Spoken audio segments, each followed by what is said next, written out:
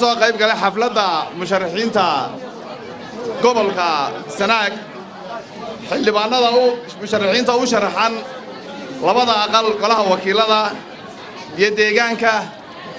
dhammaantiin waxaan idinku salaamayaa salaanta islaamka assalaamu calaykum waraxmatullaahi wabarakaatuh hadalkii waa la dhameeyey waxa halkan la isugu yimi oo kaliya waxa weeye inaynu shaacino musharaxiinta golaha wakiilada iyo golaha deegaanka ee ka sharaxan gobolka Sanaag way jiraan dad maqani oo xildhibaano maqan oo ku maqan oo shalay xitaa waxaanu tagnay degmada Garadag oo laga sharaxay xildhibaankii golaha wakiilada iyo sagaalkii xildhibaano degmada waxa maqan Elfeyn intii kale halkan ay joogaan waxaan idin sheegayaa kulmiye sidii uu sheegay gudoomiyaha xisbiga ee gobolka Sanaag ma jirto cid kulmiye waxqabadka gobolka cid ka horeysay kulmiye waxqabadkiisa waa ogtihiin shanta mashruuc ee hadda ka socda gobolka mashruuca ugu weyn ee wadada Ceergaabo iyo Burco isku xidha oo runtii aad ogtihiin dhibaatada inaga qabsan jirtay markii aanay wadadaas jirin markaanu Burco joogno ama Hargeysa joogno wallahi inaan haweysan jirin Ceergaabo xitaa kuma fakari jirin Ceergaabo taga waxaanu ka baqi jirnay wadada waan oran jirnay kaliyaha ku xanuunaya waad ogtihiin maanta halka ay marayso iyo intaynu ku tagayno magaalada Burco waxaan in yaroo dardaarana u sheegaya xildhibaanada labada gole waxaad ogaataan xildhibaanow waxaad u sharaxantay haddaad gole deegaantayna degmada Ceergaabo ama degmadaad ka tirsan tahay haddaad golo wakiil tahayna waxaad u sharaxantay gobolka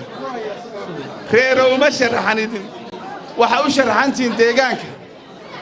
sidoo Maxamuud Sagaal sheegay waxa weeye waxa la rabaa xildhibaanada golaha deegaanka ee degmada Ceergaabo inay ka fakaraan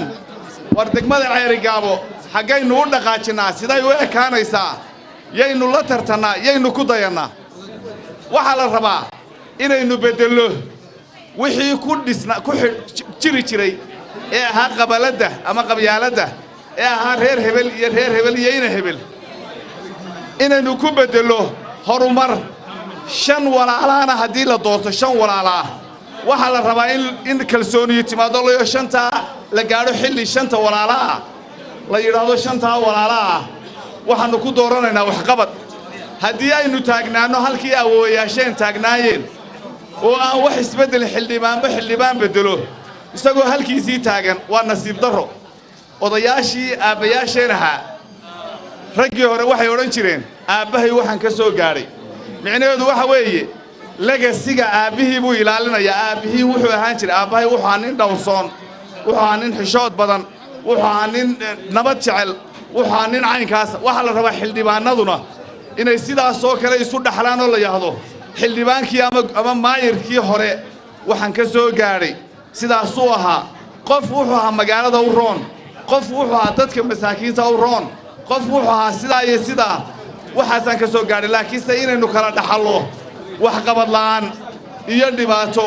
iyo qabyaalad iyo kala qaybin looma baahna golaha wakiilada marka laga dhigo golaha wakiilada ee laga dhigo xildhibaan golo wakiila waxa la rabaa xildhibaan gobolka Sanaag baad xildhibaan u tahay min ilaa iyo meesha la yiraahdo waridaa dusheeda ilaa iyo qaw waxaad u tahay xildhibaan golo wakiila Sanaag baad u tahay qoys uma tihid deegaan gaar ah uma tihid bal ninkeeba ii sheegi kara wada Ceergaabo la mariyo ama wada gobolka Sanaag la mariyo oo reer dan ah reer kaliya dan ah wada kasta iyo wax kasta oo ku soo kordha waxay dan u yihiin dadka deegaanka ayay dan u yihiin imika wadada tabca waxay dan u tahay ummadda halka deked baa inooga soo dhawaanaysa oo wada inooga soo dhawaanaysa oo waxtar baa inooga soo dhawaanaya waxaan ku soo ururinaya hadalkaygii waxaan u ambaleynayaa musharaxiinta golaha deegaanka iyo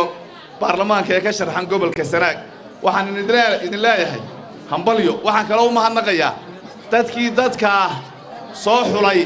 ee deegaanadii soo xulay oo aan runtii oran karo waxay soo xuleen kuwii ugu haboonaa wassalaamu calaykum waraxmatullaahi wabarakaatuh weynaha waa wada salaamantii waqtigu waa kooban yahay anigu maanta halkan